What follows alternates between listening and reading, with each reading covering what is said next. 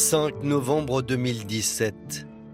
10 000 personnes sont réunies dans les rues de Gray, une petite ville de Haute-Saône, pour rendre hommage à Alexia Daval. Quelques jours auparavant, le corps inanimé de la banquière de 29 ans était retrouvé dans un bois avoisinant. Tous les regards sont braqués sur la famille de la jeune femme et surtout sur son mari, Jonathan.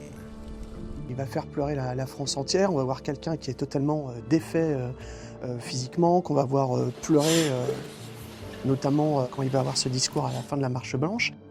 Alexia aimait nager et courir, passion qui nous réunissait. Pourtant, derrière ces larmes, personne ne sait que Jonathan Daval cache un lourd secret. Car après 3 mois de mensonges et de manipulations, le jeune homme va être démasqué par les enquêteurs.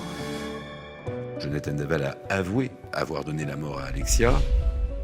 Et puis, il va y avoir une succession de versions, surtout un rebondissement incroyable, c'est cette version qu'on va appeler celle du complot familial, où finalement il va mouiller à peu près tout le monde. Jonathan vient de nous accuser de meurtre. On tombe de haut, là. Jonathan Daval finira par se rétracter et reconnaître de nouveau le crime. Pourtant, alors que son procès se tient cette semaine à Vesoul, l'homme va livrer un tout nouveau scénario, impensable jusqu'alors. Il serait lui aussi une victime, un homme maltraité, humilié par sa femme Alexia.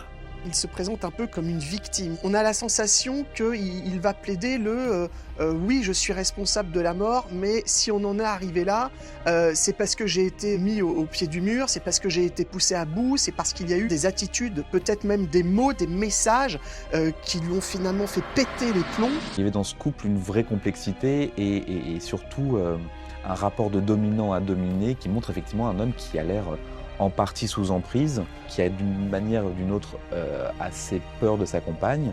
Alors, Jonathan Daval dit-il la vérité? Ou chercherait-il des circonstances atténuantes pour attendrir les jurés? Dans le dossier, il y a des éléments, des SMS et des déclarations que vous allez découvrir ce soir et qui pourraient aller dans le sens de l'accusé. Enquête criminelle lève le voile sur les derniers secrets de Jonathan Daval. Pour comprendre comment on en est arrivé là, il faut remonter en 2007. L'histoire d'amour entre Alexia et Jonathan démarre sur les bancs du lycée. Ils sont tous deux le premier amour de l'autre. Ils sont mariés depuis 2 ans, ils sont ensemble depuis 10 ans. Jonathan et Alexia se rencontrent, ils sont l'un et l'autre relativement jeunes puisqu'Alexia a 16 ans, elle est encore au lycée, Jonathan lui a 21 ans. Ils se rencontrent dans le cadre d'une sortie de ski qui est organisée par une connaissance commune et donc ils vont sympathiser et se rapprocher. Ça a l'air d'être une belle histoire d'amour, il y a visiblement une belle complicité entre les deux, ils sont très sportifs tous les deux, ils sortent beaucoup. C'était le bonheur, hein.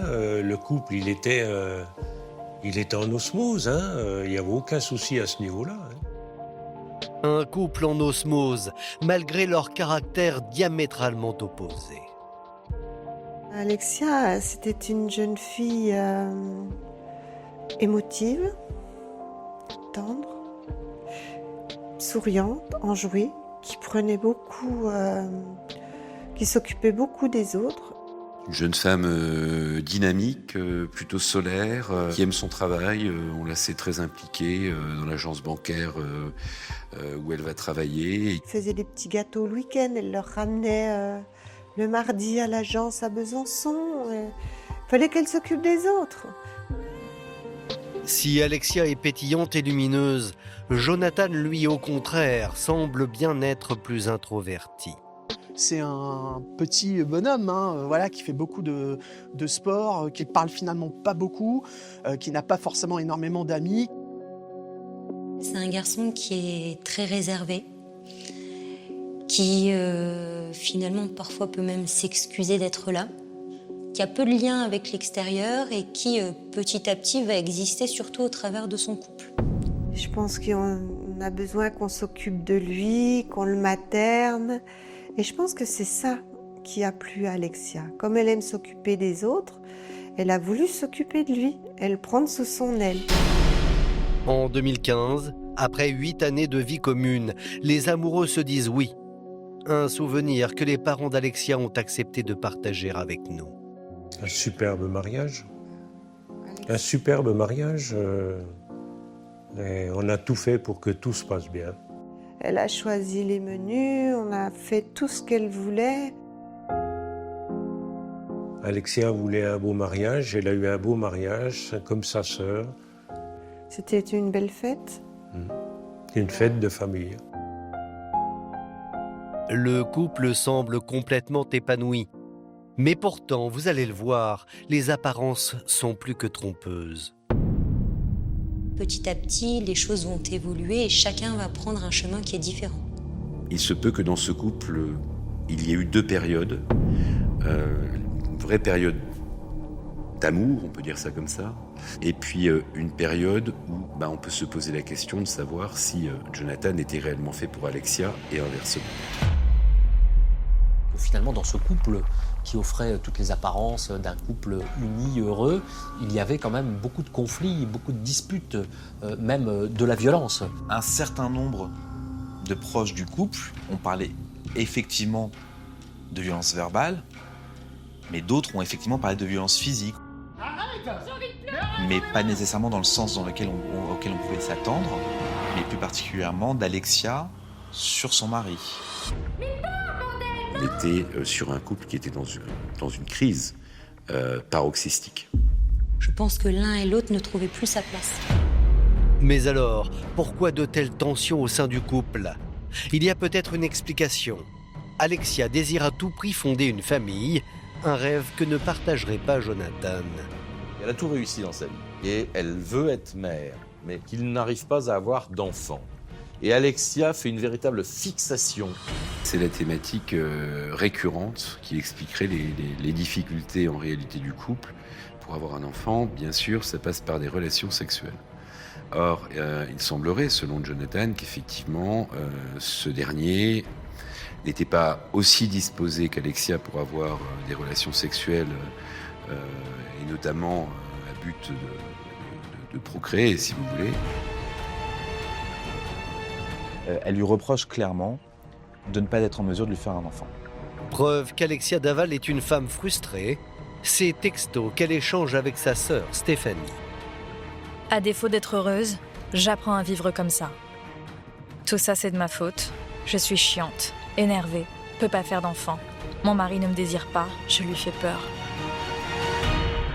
Jonathan ne voulait donc pas devenir père. Pour les parents d'Alexia, il y aurait une explication. Et s'il y avait un enfant, lui, il était quoi? C'était plus lui l'enfant. Lui, il n'était pas capable d'élever un enfant. C'était pas un homme pour avoir un enfant, ça c'est sûr. L'enfant, c'était lui. Il n'en voulait pas de cet enfant.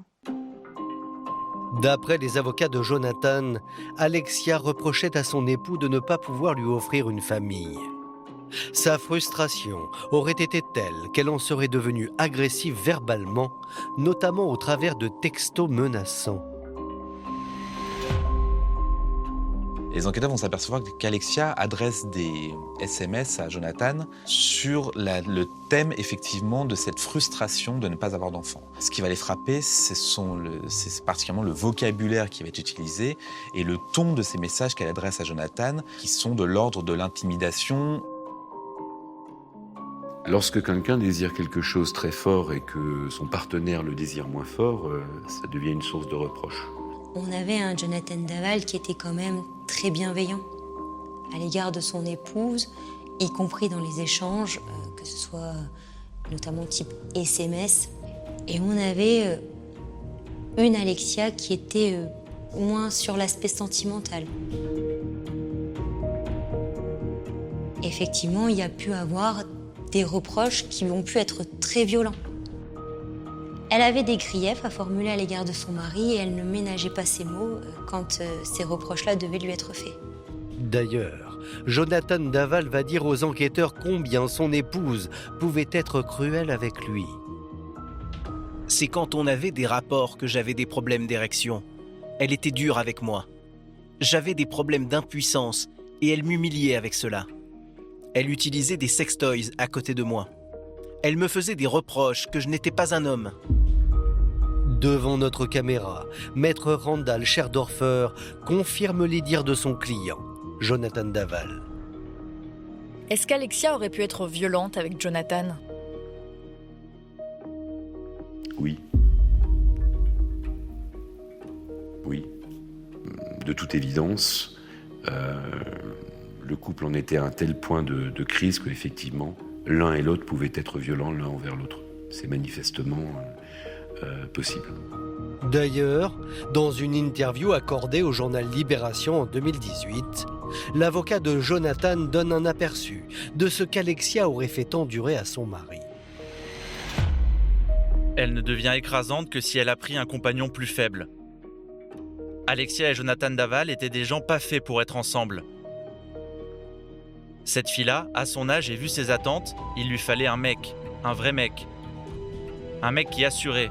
Et elle lui reprochait « T'es impuissant, tu bandes pas, t'es une merde ». Et Jonathan Daval de poursuivre dans l'un de ses procès-verbaux. Elle me tapait, elle me donnait des claques, elle me pinçait quand je voulais l'amener au lit lorsqu'elle s'endormait sur le canapé. Pour les parents d'Alexia, les insinuations de Jonathan sont totalement fausses. Leur fille est certes une femme déterminée, mais jamais, au grand jamais, elle n'aurait pu être abusive avec son mari. On a épluché tous les SMS, on a tout épluché, il n'y a rien. Il n'y a aucune violence dans quelque SMS que ce soit. Alexia, à aucun moment, elle est violente dans ses propos. Elle veut juste que son mari soit auprès d'elle, ce qui est logique. Elle, ce qu'elle voulait, c'est que son couple marche. Elle voulait que Jonathan soit auprès d'elle. On connaît nos filles, on sait l'éducation qu'on leur a donnée, l'amour qu'on leur a donné. La violence, ça ne fait pas partie de leur éducation. Les parents d'Alexia Daval tombent de l'armoire à chaque fois qu'on leur explique que leur fille aurait pu être violente. À aucun moment, c'est quelque chose qu'ils n'envisagent absolument pas. Elle a été éduquée a priori dans un cocon familial, plutôt calme, très choyé. Pour eux, c'est inimaginable en fait qu'il y ait une quelconque violence, qu'elle soit verbale, physique ou écrite. Isabelle et Jean-Pierre Fouillot en sont persuadés. Aujourd'hui, Jonathan chercherait à se faire passer pour une victime afin de se défausser de son terrible geste.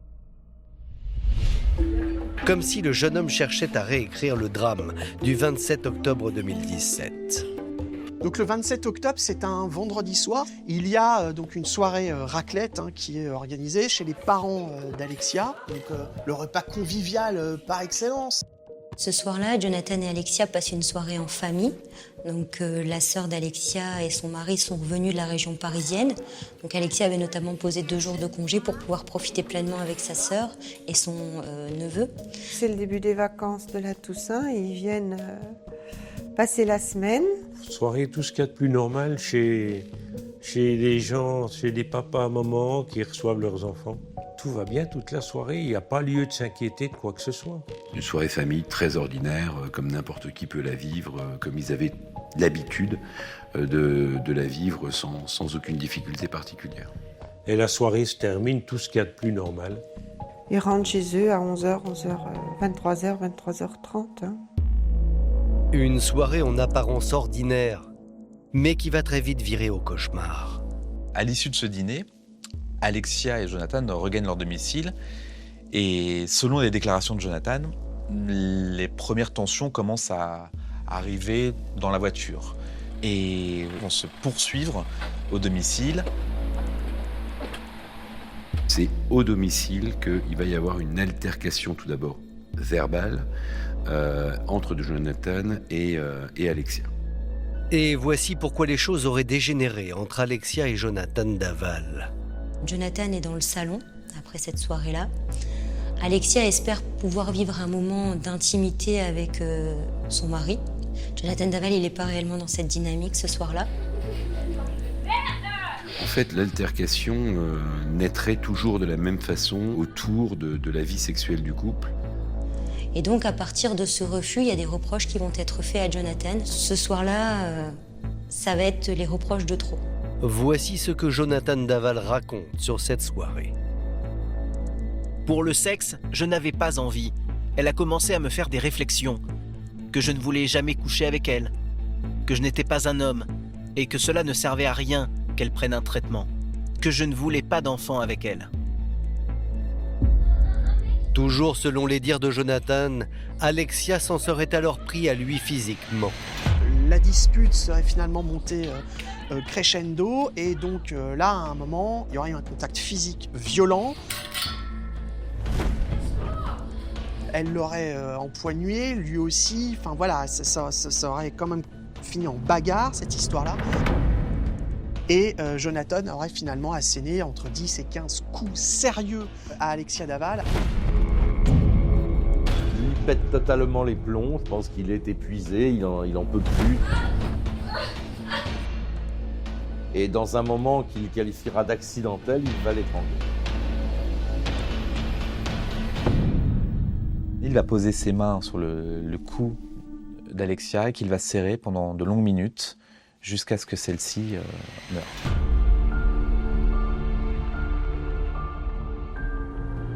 Et là, effectivement, il y a deux solutions. Soit on appelle les gendarmes en disant « voilà, elle fait une connerie, je le voulais pas, c'est un accident », enfin bon, il explique ce qu'il veut. Soit on décide de dissimuler. Bon, il a pris la deuxième solution. Face à son terrible geste, Jonathan Daval va alors prendre une décision lourde de conséquences. Il va maquiller le meurtre de sa femme. Mais alors, pourquoi le jeune homme va-t-il basculer dans cette spirale du mensonge ? Jonathan, c'est vrai que au travers du couple qu'il a construit avec Alexia, il y a le couple Jonathan-Alexia, mais il y a aussi son existence au travers de sa belle famille, parce que le couple passait énormément de temps avec les parents d'Alexia. C'est même pas forcément le lien qu'on pourrait entretenir traditionnellement avec ses beaux-parents. Il y avait quasiment un lien filial qui avait été créé avec eux. Il veut surtout pas décevoir ses beaux-parents, avec lesquels, et je pense particulièrement à sa belle-mère, il a une relation qui est très particulière, qui est très fusionnelle. Il m'appelait quand même maman. Mais je pensais qu'on était sa première famille. Il était chez nous, il était chez lui. Qu'on soit là, qu'on soit pas là, il allait et venait comme il voulait. Ah mais c'était comme un fils, hein. Y a pas... Il a vraiment cette image de gendre idéal dans laquelle il s'est enfermé, qui risquerait de voler en éclats s'il devait de lui-même prendre nos responsabilités, assumer et contacter les enquêteurs pour dire à un moment donné, voilà, il y a eu un accident, mais j'ai tué mon épouse. Non seulement Jonathan craignait de perdre l'affection de ses beaux-parents, mais son statut social était aussi en jeu. Il est issu d'un milieu qui est un peu plus modeste que celui des Fouillot. Jonathan Daval, avec le clan Fouillot, il rentre dans la quatrième dimension, quoi. C'est un nouveau monde pour lui, c'est quelque chose qu'il ne connaît pas. Sa mère, à lui, garde des enfants. C'est pas aussi bling-bling, finalement, que le clan Fouillot, qui sont finalement des notables, hein. C'est une famille qui est connue et respectée. La maman d'Alexia est conseillère municipale de la ville de Grès. Les parents d'Alexia, donc un des commerces les plus importants de la ville, du moins en termes de lien social, puisqu'ils ont un bar, PMU, restaurant, petits jeux. Et pour lui, c'est quelque chose d'incroyable, d'inimaginable. C'est l'ascenseur social inespéré, finalement, de rentrer dans ce monde-là. Je pense qu'il avait un statut social avec Alexia et avec nous, qu'il n'avait pas avant. Bien sûr, il était reconnu avec nous et avec Alexia, c'est sûr, oui. Avouer avoir tué Alexia, c'est non seulement revenir à sa condition de départ qui fait bien moins envie, mais c'est en plus, pour l'éternité, être désigné comme un meurtrier. Jonathan Daval estimait qu'il avait sans doute trop à perdre. Alors la nuit du drame, seul face à la dépouille de sa femme, il va décider de brouiller les pistes.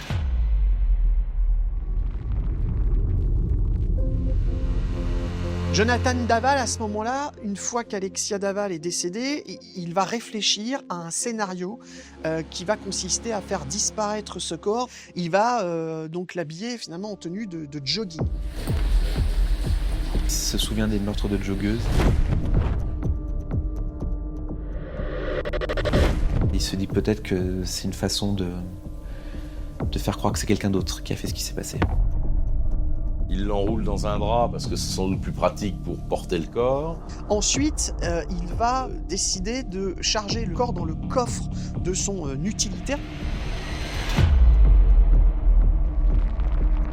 Et ce n'est qu'au petit matin, vers 8h, qu'il va sortir cette voiture, qu'il va la conduire. Donc le corps d'Alexia est toujours dans le coffre.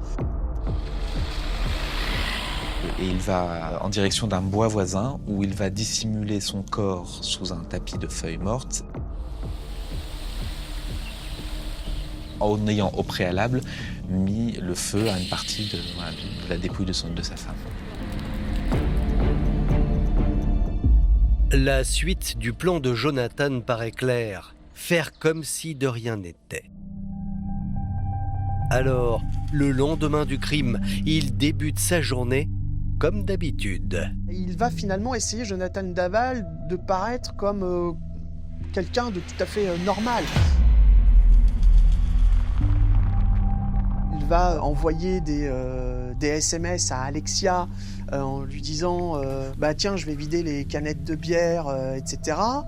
Donc ça, c'est quand même la première chose. Et puis après, finalement, il va sortir de chez lui, il va passer à son entreprise pour gérer un petit souci pour un voisin. Ensuite, il va aller voir le père d'Alexia qui est au bar tabac.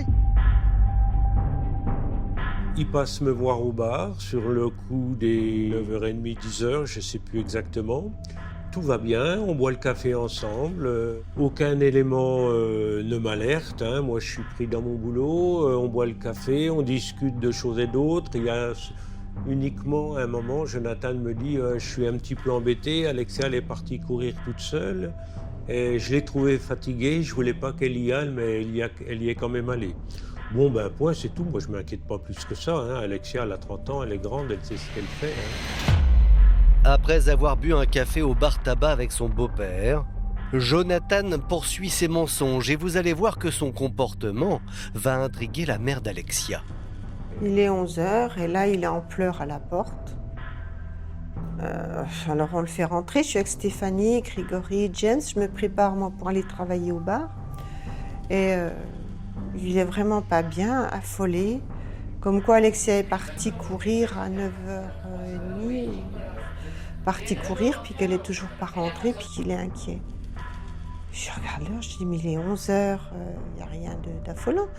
Elle a dû trouver quelqu'un sur le chemin, et puis elle doit discuter, elle va pas tarder.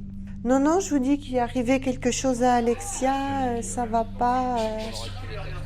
Alors là, j'ai commencé à me demander ce qu'il nous faisait, et puis j'ai demandé à Grégory de partir avec lui pour refaire le trajet, voir s'il ne pouvait pas la trouver sur le chemin. Ils vont faire un tour en voiture, on va appeler aux urgences et finalement on va aller à la gendarmerie sur les coups de midi et demi pour signaler la disparition d'Alexia. Mais sur une grande partie de la matinée, Jonathan Daval va faire comme si tout allait bien, comme si rien ne s'était passé. Et finalement, plus la fin de matinée va arriver, plus il va montrer des signes d'inquiétude qui semblent un petit peu disproportionnés par rapport à la situation. Et donc, il va rentrer dans cette espèce d'engrenage où finalement, il y a beaucoup de monde qui vont se mobiliser autour de lui. Parce que finalement, c'est lui qui a perdu sa femme, pour lequel on s'inquiète. On ne sait pas encore ce qu'il en est, hein. Alexia a disparu, on ne sait pas ce qu'il en est, mais en tout cas, sa disparition est inquiétante. Et donc, il y a des scénarios, y compris les plus dramatiques, sont en train d'être imaginés de part et d'autre. Comble de l'horreur. Pour se créer un alibi, Jonathan Daval aurait même continué à faire exister Alexia en se faisant passer pour elle le matin du drame. En effet, Stéphanie, la sœur de la jeune femme, va recevoir un SMS. Stéphanie regarde ses messages et puis elle voit un message soi-disant d'Alexia qui lui dit « Je suis partie courir, je viendrai vous faire un petit coucou en passant ». Mais dans les semaines qui suivent, on va s'apercevoir que, en réalité, c'est Jonathan qui a écrit ce texto pour un peu brouiller les pistes. Ce SMS crédibilise le fait qu'Alexia est toujours en vie à ce moment-là. Donc Jonathan Daval, par ce moyen-là, réussit à gagner du temps et peut-être voulu brouiller un petit peu les pistes. Dans un premier temps, Jonathan Daval parvient donc à mettre les enquêteurs sur une fausse piste. La disparition d'Alexia pendant son jogging semble tenir la route. Et pour cause, ces dernières années, de nombreuses joggeuses ont aussi mystérieusement disparu. Il y a déjà eu plusieurs affaires de joggeuses agressées, violées parfois, assassinées. Donc on est dans un contexte à l'époque où les gens ont entendu parler de ces joggeuses, parce qu'il y a eu plusieurs cas et un petit peu partout en France. En l'espace de 10 ans, c'est la 7e joggeuse qui disparaît, dans laquelle on n'a absolument pas de nouvelles. À un moment où Alexia disparaît, dans la tête des enquêteurs et de la justice, c'est encore une nouvelle disparition qui risque malgré tout, ils ne le disent pas encore à ce moment-là, mais qui redoute un meurtre. La France entière aussi s'inquiète pour Alexia et redoute le pire. La disparition de la jeune femme génère une émotion particulière au sein de la communauté des joggeurs qui se mobilisent à travers tout le pays. Effectivement, l'émoi est tel qu'il y a énormément, des dizaines, des centaines de clubs de joggeurs qui, en hommage à Alexia Daval, vont organiser une course, chacun dans leur coin, parce que tout le monde se sent concerné, tout le monde est extrêmement choqué de ce qui se passe. On est tous là pour rendre hommage à Alexia, en pensant à ses proches. Ça restera gravé éternellement dans ma mémoire. C'est vrai que c'est ce qui nous a fait tenir. Moi, c'est ce qui m'a fait chaud au cœur, qui m'a fait tenir. Je me disais, tous ces gens-là sont là pour Alexia. Ils nous ont montré toute leur humanité, toute leur compassion à notre rencontre, à l'encontre d'Alexia. Si j'avais pu serrer chaque personne dans mes bras, je l'aurais fait. Si l'émotion des parents d'Alexia est sincère, Jonathan Daval, lui, continue de brouiller les pistes. Il va même jusqu'à participer à l'une de ses courses, où il apparaît en première ligne. Il va y avoir une course organisée localement du côté de Gray par le club local, où on voit arriver Jonathan Daval en tenue de jogging qui va faire une partie du tracé supposé d'Alexia ce jour-là. Le fait qu'il fasse une course pour dire qu'il courait pour Alexia, ça nous faisait chaud au cœur.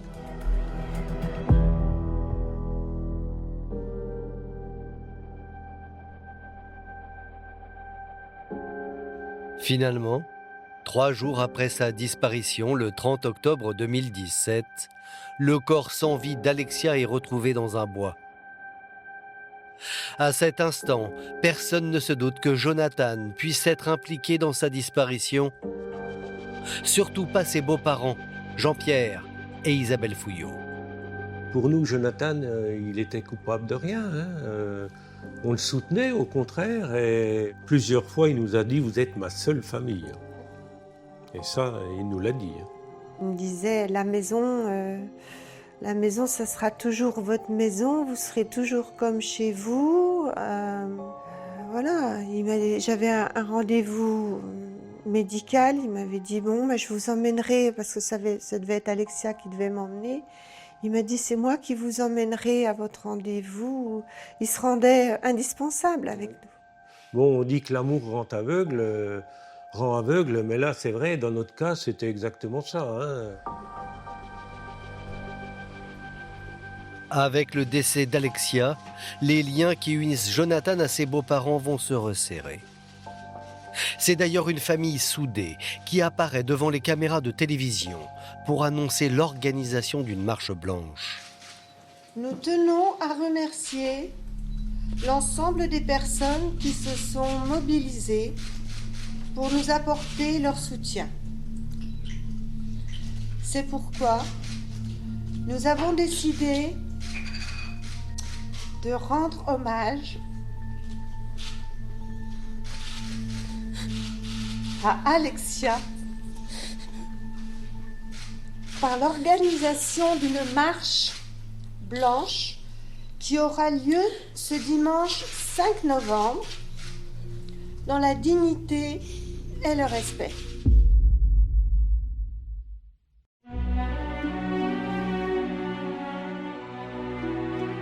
Ce 5 novembre 2017, devant les 10 000 personnes réunies pour rendre hommage à Alexia, Jean-Pierre et Isabelle Fouillot vont une fois de plus apporter un soutien sans faille à leur gendre Jonathan.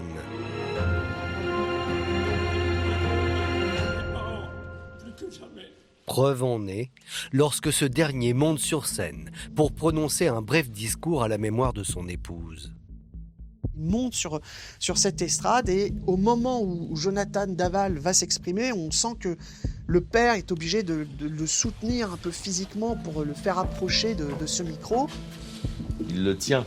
On a un peu l'impression que s'il le lâche, il va tomber. Ben oui, ouais. Le but du jeu d'un papa ou d'un beau-père, c'est de réconforter son enfant.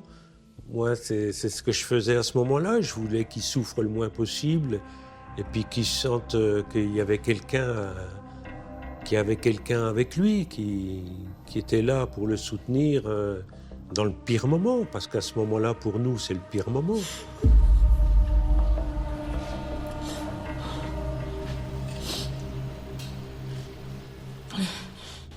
Mon épouse et moi partageons la même soif de liberté à travers nos activités sportives.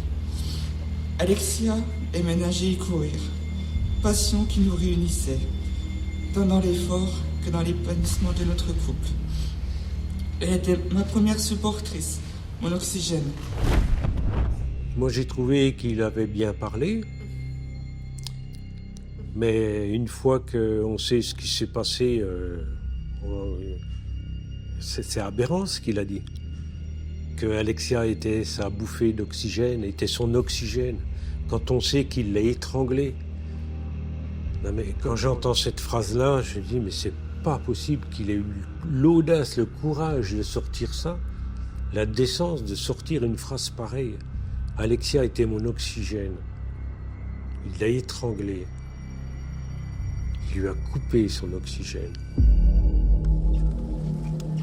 Si avec le temps Jean-Pierre Fouillot a fini par découvrir le vrai visage de Jonathan,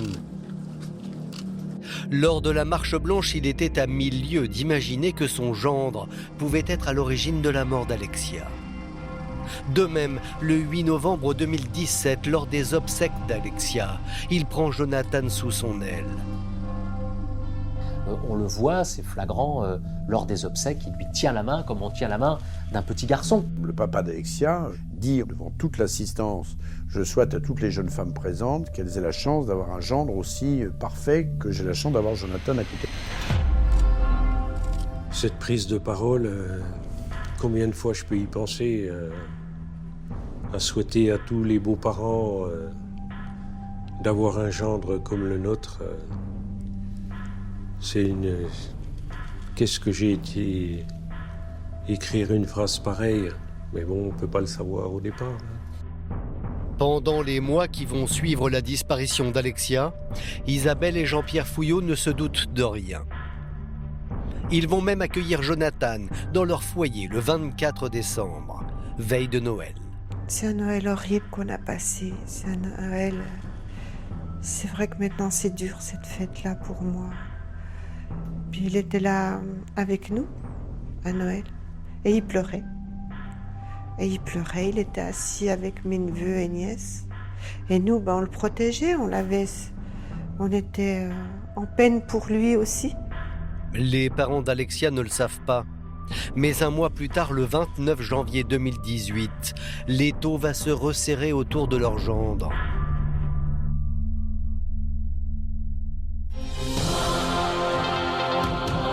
Le mari d'Alexia Daval, la joggeuse, retrouvée morte fin octobre dernier dans un bois de Haute-Saône, a donc été interpellé ce matin. Le domicile du couple est en cours de perquisition. Et puis là, bing, ça tombe. Il y a un visage qui apparaît. C'est pas du tout le visage qu'on attendait. C'est le visage du mari. Personne n'imagine que cet homme que l'on a vu éploré, tenir la main de ses beaux-parents, personne ne peut imaginer qu'il soit impliqué dans cette histoire. Il y a un effet de sidération quand des millions de gens voient ce visage en disant « c'est juste pas possible ».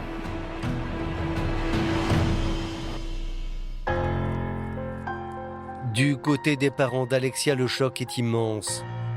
Pour autant, L'arrestation de leur gendre ne change rien au soutien qu'ils lui apportent. Ils en sont persuadés. Jonathan est innocent.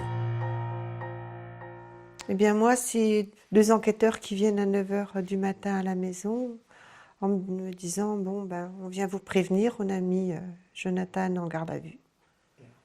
Ah. Donc ils sont venus là, ils se sont assis, moi aussi, et je leur ai dit, mais c'est impossible. Je lui ai dit, vous vous trompez de personne. Hein.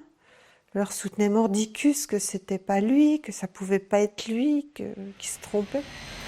Les avocats de Jonathan Daval, eux non plus, ne croient pas une seule seconde dans la culpabilité de leur client.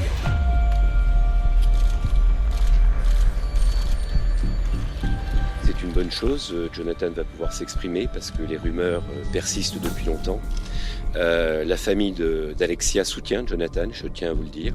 Je vous rappelle aussi qu'il est présumé innocent et qu'avec mon associé, nous allons tout faire pour que Jonathan sorte de ses 48 heures de garde à vue libre et lavé de tout soupçon. Je suis extrêmement serein, parce que moi je reste sur une position qui est très claire, celle de Jonathan qui n'est pas impliqué dans cette affaire, mais c'est la même position que celle de sa belle famille, que celle de tout l'entourage qui ne le conceptualise même pas.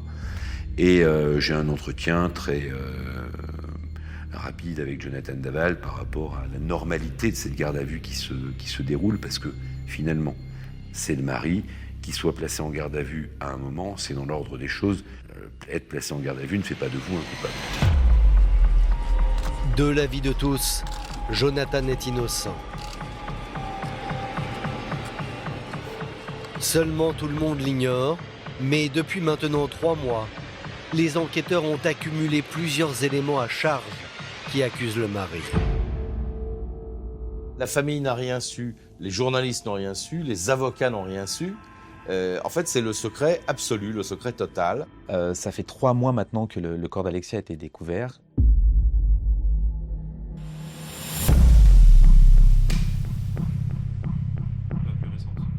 Mais ça fait surtout 3 mois que les gendarmes suivent très discrètement l'ensemble des faits et gestes de Jonathan parce qu'ils ont plusieurs éléments qui démontrent que son implication ne fait aucun doute. Jonathan Daval aurait pu commettre le crime parfait. Et pourtant, en dissimulant le corps d'Alexia, le jeune homme a semé plusieurs indices. Il y a plusieurs éléments qui vont permettre aux gendarmes de confondre Jonathan. Le premier, c'est un drap. Effectivement, Alexia Daval, son corps est retrouvé enroulé dans un drap. Mais pas n'importe quel drap. C'est un drap qui est issu d'un jeu de draps qui était dans une armoire de la maison où habitaient Jonathan et Alexia. C'est un drap de famille qui est resté dans la maison. Après le décès de mes parents, on s'était partagé ce qu'il y avait dans la maison. Et donc il y avait des draps anciens, j'en avais pris, mon frère en avait pris. Il devait y en rester 1 ou 2 dans la maison qu'ils ont gardé eux. Donc voilà, ce logo était bien spécifique à reconnaître. Donc déjà, le fait de retrouver Alexia Daval entourée dans ce drap qui appartient à la famille, on se dit, c'est quand même incroyable, quoi. Ça peut pas être le fruit du hasard. Ce n'est pas le seul élément qui va intriguer les enquêteurs. La dépouille d'Alexia est retrouvée dans une position très particulière. Il y a un autre élément qui va vraiment intriguer les enquêteurs, c'est la disposition du corps d'Alexia au moment où il la retrouve. Un peu, si j'ose dire, comme une espèce de sarcophage avec un vrai souci de respect de la dépouille de la personne que l'on vient de déposer. Elle a les mains posées sur le ventre, on a l'impression qu'elle repose en paix quelque part. Et elle n'est pas abandonnée comme si elle avait été jetée à la va-vite. Pour les enquêteurs, cela ne fait aucun doute. Le meurtrier d'Alexia la connaissait et avait même de l'affection pour elle, ce qui colle avec le profil de Jonathan. Et le lieu de la découverte du corps, le bois des Moulins, les conforte dans cette direction. Ce lieu est parfaitement connu de Jonathan Daval. Il a habité très longtemps dans une commune qui s'appelle Le Velay, qui est juste à côté, qui touche le bois des Moulins. Donc c'est une zone où pendant des années, il a gravité, ce bois il le connaît, c'est là qu'il a grandi, en culotte courte, les promenades en forêt, ça se passait dans ce bois. Donc ça aussi c'est quand même un élément qui fait dire que Jonathan Daval il n'est peut-être pas étranger à tout ça. L'accumulation de ces éléments met Jonathan Daval dans une position délicate. Mais ce dernier continue de nier en bloc. Il affirme qu'il n'a pas tué Alexia. Jonathan a la même attitude depuis le départ, c'est de dire « je n'ai pas d'explication sur certains points, mais je vous confirme que je n'ai rien à voir dans cette affaire-là ». Voilà, c'est sa position. Toujours est-il qu'il y a des éléments qui sont effectivement gênants concernant la version de monsieur Jonathan Daval. On a compris. Jonathan ne donne aucune explication. Nous, on sait qu'il faut forcément en donner. Et que si on n'en donne pas, c'est qu'on cache manifestement quelque chose. Et on se retrouve dans une situation où on a compris, et n'importe qui pratique la chose pénale ou la chose criminelle a compris qu'en réalité, il est très impliqué, qu'il ne dit pas la vérité et que manifestement, il va falloir s'expliquer à un moment ou à un autre dans cette garde à vue. Pour Jonathan Daval, la garde à vue est loin d'être finie, car il va devoir s'expliquer sur d'autres éléments troublants. Depuis le départ, la version du mari intrigue les enquêteurs, et cela à cause d'un petit détail. Rappelez-vous, Jonathan Daval avait affirmé qu'Alexia était partie de chez elle pour faire son footing. Seulement, après vérification, les gendarmes n'ont trouvé aucun témoin pour le confirmer. Il est quasiment impossible de quitter le domicile familial pour faire le parcours qu'elle fait habituellement sans croiser un certain nombre de gens. C'est troublant parce que Gray, c'est 5000 habitants, tout le monde se connaît ou presque, c'est un samedi matin, il y a des gens dehors. Il y a beaucoup de témoins sur ce chemin. C'est pas une zone déserte. Il y a des gens qui sortent, on va faire le marché. Et là, personne. Ils ont frappé aux portes. Ils ont demandé aux gens, est-ce que vous avez vu Alexia Daval? Et à chaque fois, la réponse était non.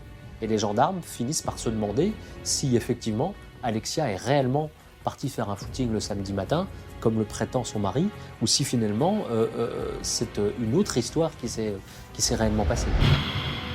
Ce qui aurait dû nous mettre la puce à l'oreille, c'est qu'elle courait, mais elle courait sur un tapis à la maison. Jamais elle ne courait toute seule. C'est rare qu'elle courait toute seule.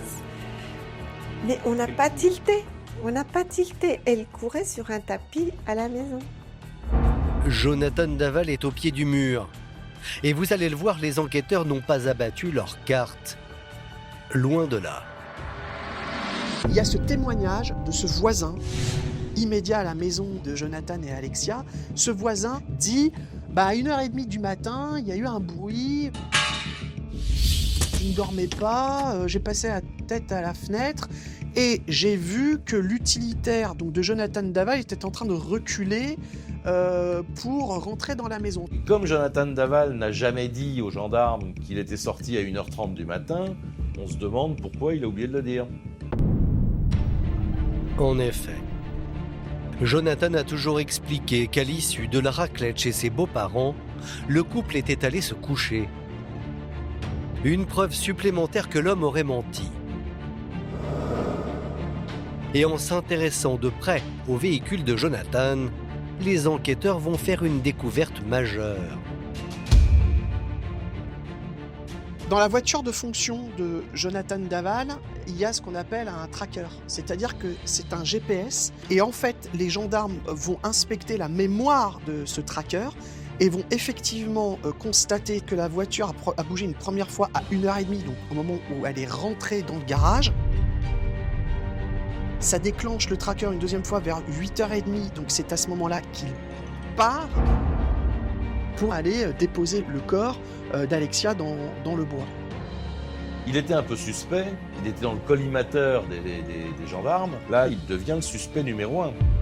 D'autant qu'à ça va se jouer un autre élément qui est le pneu. À proximité de l'endroit où est découvert le corps d'Alexia Daval, il y a un chemin forestier.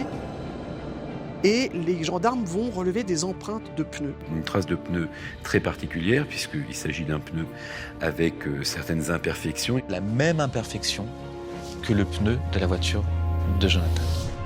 La piste de la culpabilité de Jonathan Daval se dessine donc clairement. Et en plus des preuves scientifiques, les enquêteurs vont faire appel à des experts très particuliers, des comportementalistes. Ces derniers savent parfaitement décrypter les expressions des suspects. On va se rendre compte qu'il y a des comportementalistes de la gendarmerie. Ils sont un petit peu partout, tout le temps. À la mairie où la maman annonce la marche blanche, ils sont aussi là à la prise de parole après la marche blanche, ils sont là au moment de l'enterrement. Ce sont des gens qui sont en fait formés pour essayer de détecter dans les attitudes et comportements des proches quelque chose qui serait un petit peu étonnant, où on se dirait tiens, réaction un peu bizarre. Nous avons rencontré Franz Bagoé. Il est comportementaliste lui aussi et a accepté de refaire pour nous une analyse des faits et gestes de Jonathan Daval. Lorsque par exemple il apparaît à la conférence de presse, le mari d'Alexia semble selon lui dissimuler une partie de la vérité.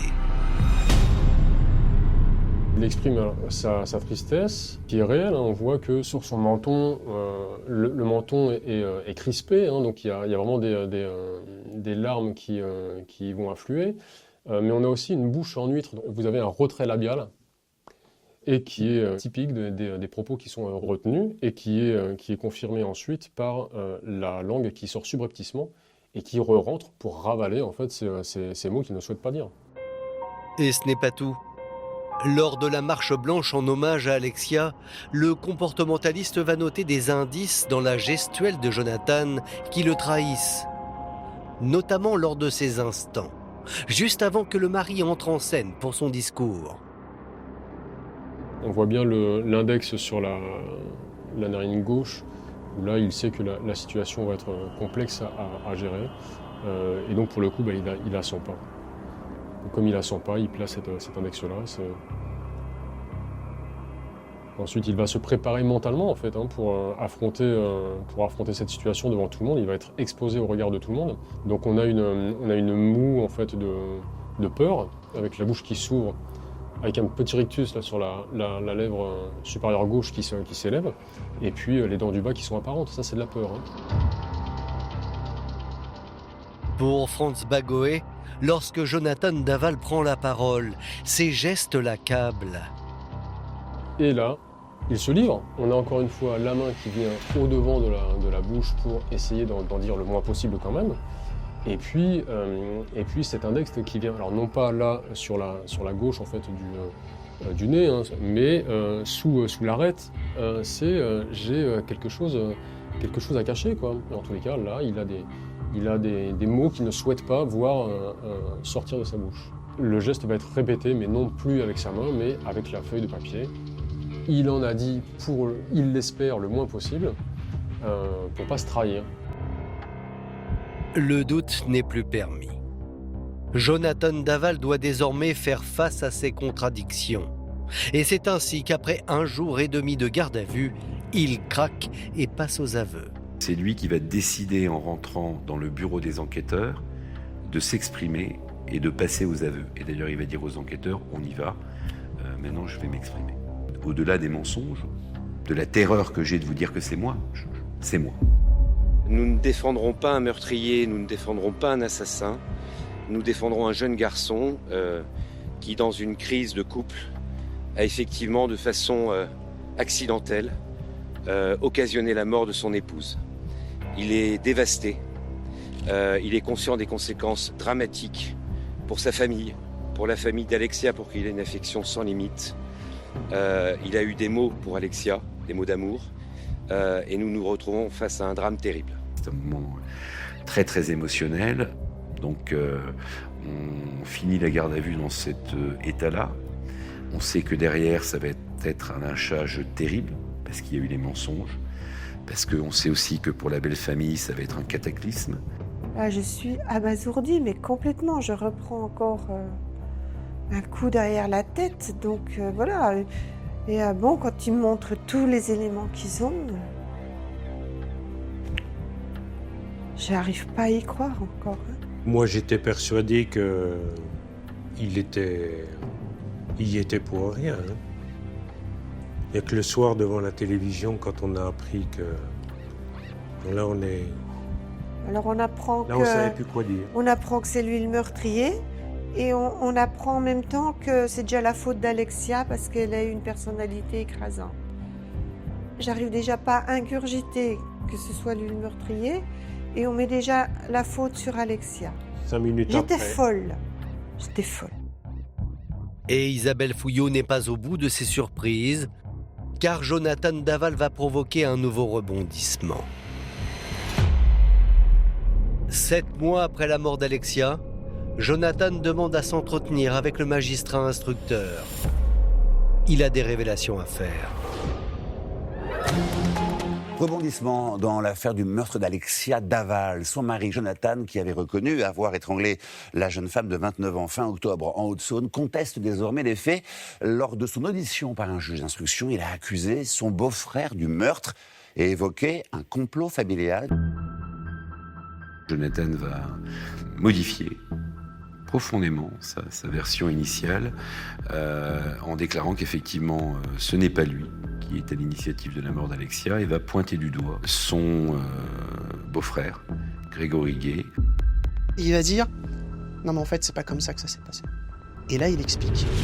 Il explique qu'en fait il y a eu cette soirée raclette, il arrive en retard, il dit qu'Alexia a commencé à faire une crise assez sérieuse. Elle lui dit « J'aurais pu prévenir. Voilà, tu aurais pu nous dire que tu allais être en retard. D'ailleurs, où est-ce que tu étais passé voilà. Et donc la soirée commence dans une certaine forme de stress et va très vite dégénérer, en tout cas toujours selon le récit de Jonathan Daval. Au cours du dîner, selon Jonathan Daval, Alexia aurait été prise d'une crise d'hystérie violente. Là, ça monte d'un ton. On sent que Alexia en veut à la terre entière, toujours selon Jonathan, et elle va partir, elle va monter dans les escaliers. Au moment où Alexia monte, elle va bousculer le fils de Stéphanie et de Grégory Gay, et c'est ce qui va mettre le feu aux poudres. C'est là qu'ils vont s'en mêler. Stéphanie tente de calmer, toujours selon Jonathan, sa sœur Alexia, qui lui donne une gifle. Stéphanie lui en rend une autre. Des cris se multiplient. Et à ce moment-là, toujours selon Jonathan Daval, Grégory, donc son beau-frère, aurait dit « Cette fois, c'est moi qui y vais, cette fois, je m'en occupe ».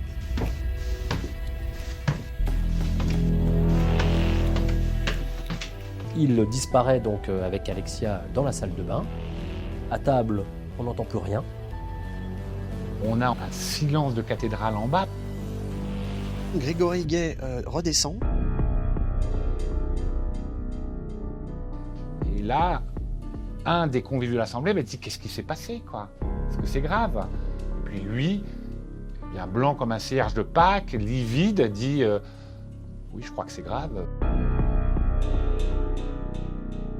Grégory Gay dit à ce moment-là « J'ai étranglé Alexia, j'ai voulu la calmer, je l'ai tuée. » Jonathan Daval charge Grégory Gay, son beau-frère, donc c'est une manière pour lui d'être peut-être un peu complice et responsable, mais au même titre que tout le reste de la famille, mais de ne plus être finalement un responsable exclusif.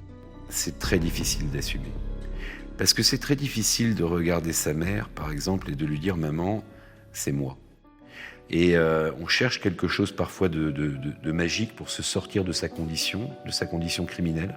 L'esprit essaye de trouver des issues et des solutions, et qui sont très souvent de mauvaises solutions, parce qu'on va rajouter un mensonge, parce qu'on va impliquer d'autres personnes, et parce qu'à un moment, on va de nouveau être pris dans un piège, et que la seule solution pour s'en sortir en réalité sera de nouveau la vérité, il n'y en a pas d'autre.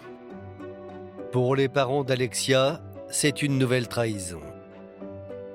On apprend qu'il se rétracte et qui accuse notre gendre Grégory d'avoir mis fin au jour d'Alexia, avec notre complicité à tous. Hein. Sur le coup, on n'y croit pas. On ne comprend même pas. On ne comprend pas l'aboutissement de ces dires. C'est seulement après quelques instants qu'on se rend compte que Jonathan vient de nous accuser de meurtre. Et là, on tombe de haut. Là, hein. Isabelle et Jean-Pierre Fouillot n'ont désormais qu'une obsession, que Jonathan dise enfin la vérité. C'est la raison pour laquelle ils vont demander aux magistrats de Besançon une confrontation avec leur gendre. Un face-à-face qui va marquer un tournant dans l'affaire. 7 décembre 2018, Jonathan Daval est extrait de sa cellule pour un rendez-vous capital. Les parents d'Alexia Daval vont demander au juge d'instruction une confrontation.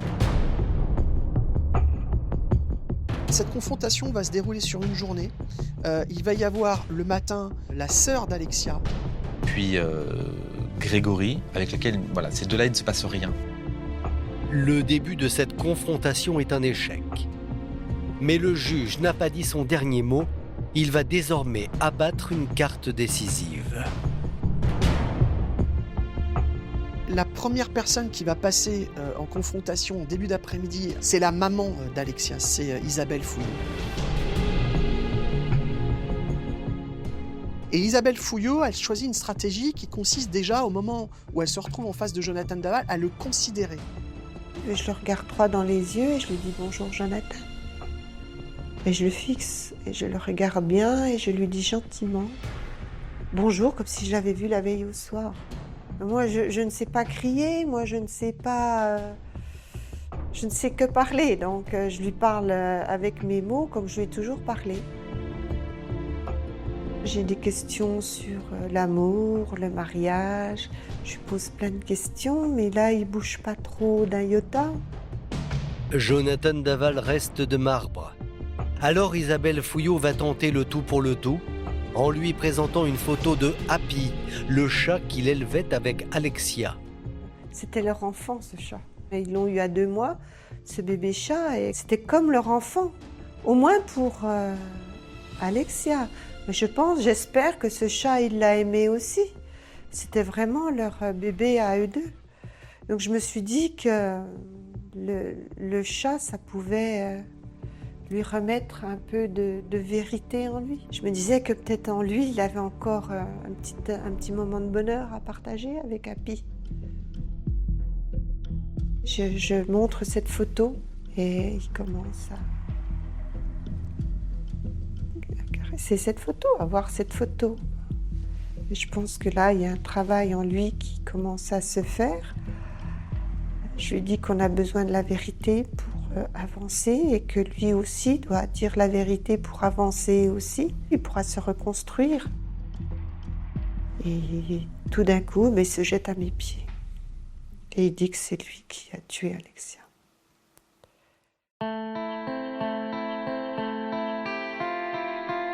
Donc je le relève et je le prends dans mes bras et on pleure tous les deux.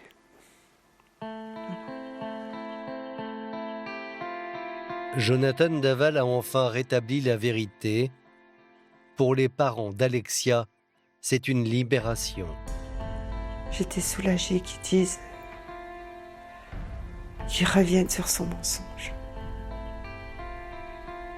Ah, c'est un poids qui s'en va. J'ai rétabli juste la vérité. J'ai rien gagné. Alexia n'est plus là. Mais voilà, j'ai gagné en vérité une parcelle.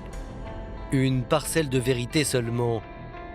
Car aujourd'hui, dans le dossier, des zones d'ombre demeurent. Par exemple, au moment du décès d'Alexia, les experts ont retrouvé dans son sang des traces de somnifères. Des analyses qui intriguent. Au moment de l'autopsie, les analyses toxicologiques vont mettre en avant la présence dans son sang de plusieurs médicaments, notamment du tramadol. Les parents d'Alexia se demandent si finalement Jonathan Daval ne lui administrait pas des médicaments sans qu'elle le sache. Et notamment des médicaments qui font dormir, qui vous laissent dans un état un petit peu apathique. on se rend compte qu'elle a ingurgité des médicaments à son insu. Elle le dit d'ailleurs dans des SMS. Elle lui dit même « tu m'as drogué » ou « tu me drogues ». C'est une sédation pour faire croire qu'elle devenait folle ou l'avoir sous sa main ou des choses comme ça. D'ailleurs, elle le dit le vendredi matin où elle a disparu. Elle dit le matin qu'elle a peur. Elle dit « j'ai plus toute ma tête, je ne suis pas bien ». Elle écrit même pas bien en texto. Et elle dit qu'elle ne sait pas ce qu'elle a. Donc elle ne sait pas qu'elle a ingurgité un médicament. Pour Isabelle et Jean-Pierre Fouillot, cette prise de médicaments est inconcevable. En effet, Alexia souhaitait à tout prix tomber enceinte. Elle n'aurait donc jamais ingurgité ce cocktail explosif de somnifères. Mais selon les avocats de Jonathan Daval, cette théorie ne tient pas la route. Leur client n'aurait jamais cherché à sédater Alexia. On sait que les quantités retrouvées dans le sang d'Alexia excluent toute soumission chimique d'Alexia. Que ce somnifère n'a pas été pris dans des quantités anormales, ou des quantités dangereuses, ou des quantités portant atteinte à la vigilance. Et cela a été totalement écarté par les investigations menées par le juge d'instruction. Mais cette question sera certainement reposée à la cour d'assises. Et puis, parmi les éléments qui seront sûrement soulevés durant le procès, figure une autre zone d'ombre. Dans la nuit du 2 au 3 mars 2019, alors que Jonathan Daval était déjà incarcéré, la maison qu'il partageait avec Alexia a été cambriolée. Dans la maison d'Alexia et de Jonathan, va se passer un phénomène, un événement extrêmement singulier, que je n'ai jamais vu dans une affaire criminelle, c'est-à-dire que la maison qui est placée sous scellé va faire l'objet d'un cambriolage. Les scellés vont sauter et la seule personne qui peut dire ce qui a éventuellement disparu dans cette maison, c'est Jonathan Daval. Et on a volé quelques bijoux, ce qui est très habituel pour un cambriolage. On a volé des albums du couple, des albums de photos, des albums de famille, ce qui est déjà très très singulier. Et puis on a volé des sex toys. Et ça, je dois vous dire que je n'ai jamais vu ça dans une affaire de cambriolage. Le parquet va très rapidement communiquer envers les journalistes en disant « ça n'a rien à voir avec l'affaire, ce sont deux histoires totalement dissociées ». Il se trouve qu'aujourd'hui, cette affaire de cambriolage n'est pas résolue. Que contenait ce caméscope? Qu'est-ce qu'il y avait dans cet album photo? Ce sextoy, pourquoi? La bague? J'ai bien mon avis sur ce qui a pu se passer, mais ce n'est que mon avis. Oserais-je vous demander votre avis? Vous avez tout à fait raison de me demander mon avis, mais je n'oserais pas vous le donner. Alors, quelqu'un aurait-il cherché à faire disparaître des preuves compromettantes? Serait-ce un proche d'Alexia? Un proche de Jonathan? Le doute subsiste. Et ce n'est pas tout. Manque une dernière pièce au puzzle.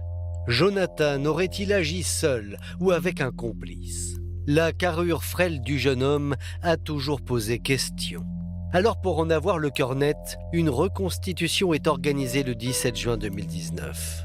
Est-ce que ce garçon peut, seul, charger un corps au milieu de la nuit dans une voiture? Il y a beaucoup de gens qui se disent, mais juste sur la carrure, sur l'aspect physique, que ça ne colle pas. Et la reconstitution va être finalement décisive.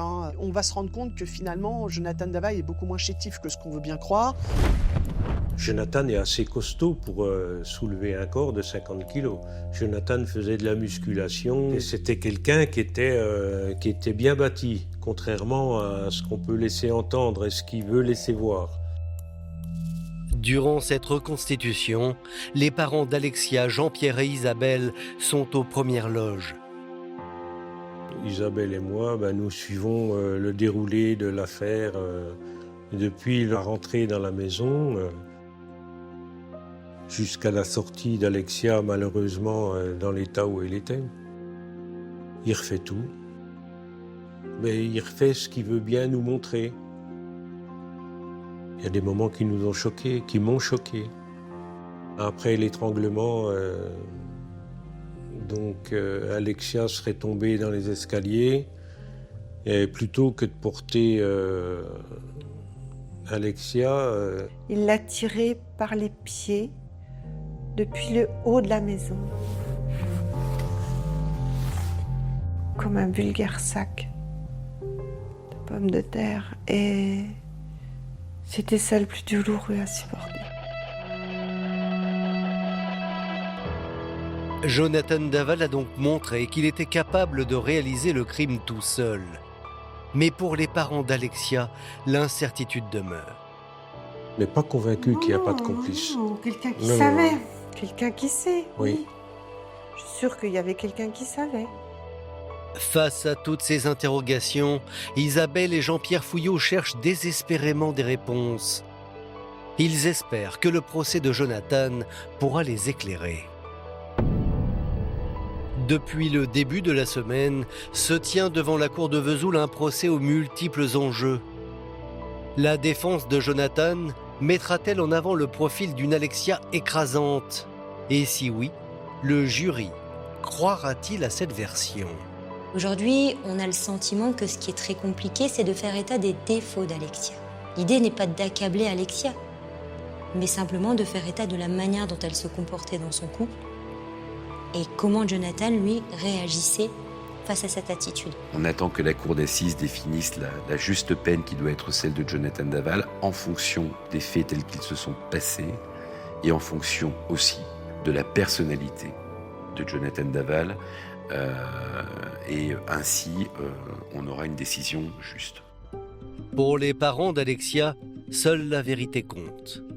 Ils craignent par-dessus tout que Jonathan Daval livre à la cour une énième version des faits. Au début, il nous disait que c'était pas lui qui l'avait tué. Après, il nous a dit que c'était pas lui qui l'avait brûlé. Alors aujourd'hui, qu'est-ce qu'il va nous dire comme autre mensonge? Plus rien dans sa bouche n'a de valeur, n'a plus aucune valeur. Nous, on a pris perpétuité. Nous, on a pris la peine maximum, nous. La justice, j'aimerais bien qu'elle me rende Alexia. Je sais que ça, c'est impossible. Moi, j'attends juste le mot coupable, parce que présumé innocent, au bout de 3 ans, avec toutes les preuves qu'on a, ça suffit. Je voudrais juste que ce procès laisse Alexia reposer en paix et juste dire que c'était une belle personne.